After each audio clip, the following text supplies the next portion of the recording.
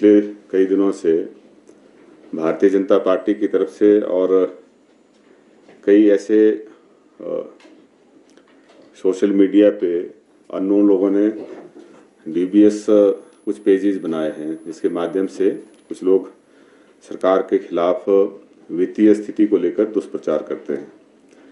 हम उसमें जो सरकार का जितना अकाउंट्स हैं लोन और उस पर एक्सपेंडिचर के उसके बारे में बात करना चाहेंगे ताकि जो भ्रामक प्रचार है उसको उसकी जो लोगों में गलत एक संदेश जाता है उसको सही आंकड़े देके हम जो वस्तु स्थिति है उसके बारे में जानकारी दे सकें। इसमें जो ज़्यादातर लोन हैं, आप जानते हैं कि जब वर्तमान सरकार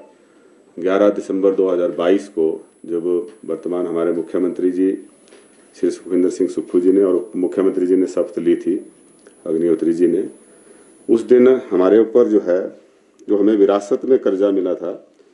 वो 75,000 करोड़ था और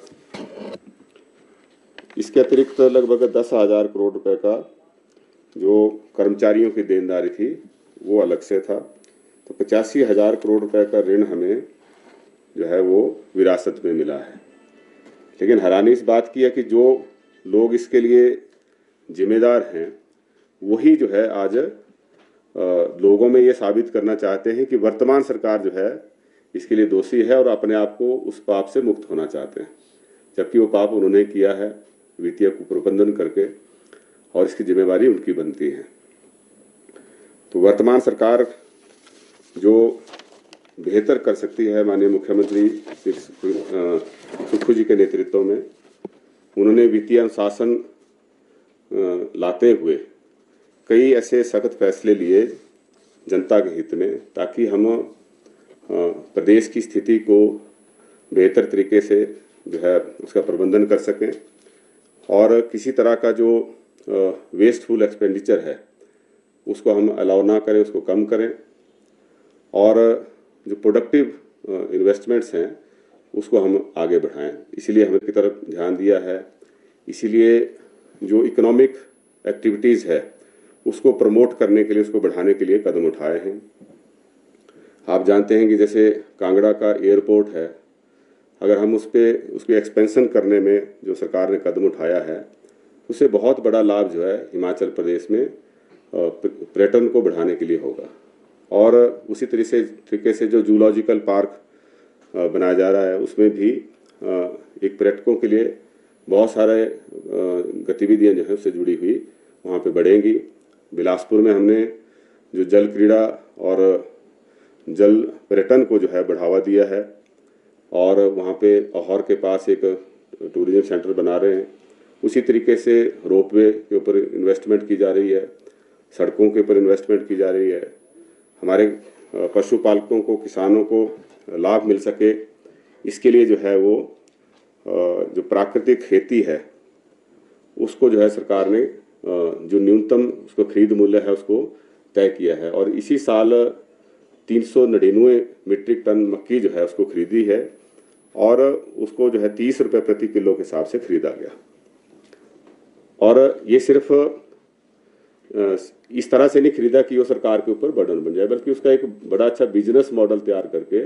हमने उसको प्रोसेस करके और हिमभोग आटा के नाम से एक ब्रांड डेवलप करके जो है उसको सिविल सप्लाई कॉरपोरेशन के माध्यम से उपभोक्ताओं तक पहुंचाया जा रहा है। उसमें क्वालिटी प्रोडक्ट भी मिल रहा है और हमारा उसको किसानों को फायदा भी मिल रहा है। उसी तरीके किसान हमारे दूध उत्पादक हैं। गाय के दूध का समर्थन मूल्य बढ़ाया, 32 रुपये से 45 रुपये किया और भैंस के दूध का मूल्य जो है 32 रुपये से 55 रुपये किया। एक ही टाइम पे इतने बड़ा बढ़ोतरी जो है वो कहीं पे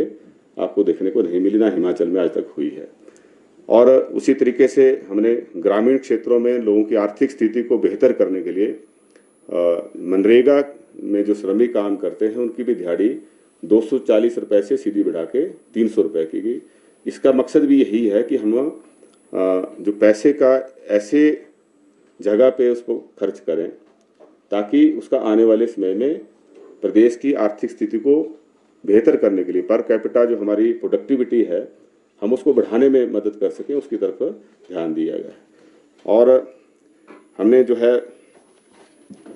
लगभग 2600 करोड़ से ज़्यादा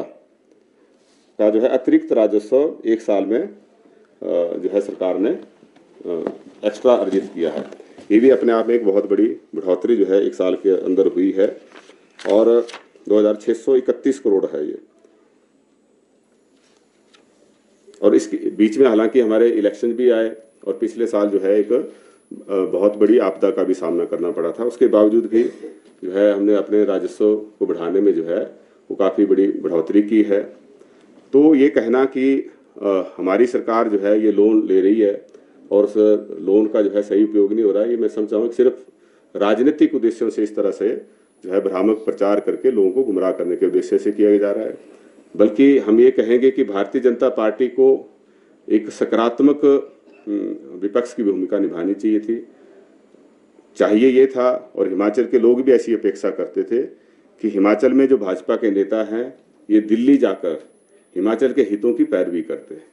जो भाजपा के यहाँ से सांसद हैं और बीजेपी के जो राष्ट्रीय अध्यक्ष भी हैं, वो भी राज्यसभा के सांसद हैं, वो भी हिमाचल के लिए जो है कोई अतिरिक्त कोई विशेष पैकेज हिमाचल के लिए दिलाते लिखते हैं कि जब हरियाणा और महाराष्ट्र के चुनाव थे तो चाहे दिल्ली और हरियाणा और बॉम्बे जाके जो है हिमाचल के ही भाजपा नेताओं ने हिमाचल को बदनाम करने का काम किया और वहाँ पर इस तरह से दिखाने का प्रयास किया कि हिमाचल की जो है दयनीय स्थिति है वो कांग्रेस सरकार की वजह से हुई। जबकि हकीकत ये है कि अगर आप जानते हैं जब जो 125 फ्री यूनिट का जो एक लोक लुभावन जो एक कदम उठाया गया, ये बीजेपी सरकार द्वारा उठाया गया।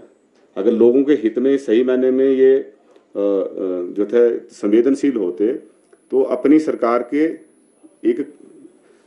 मिड सेशन के बीच में, मिड टर्म के बीच में या शुरुआत जब इनके कार्यकाल की थी उस समय लेते। लेकिन जब चुनावों को महज 2 महीने रह गए तब जो है इस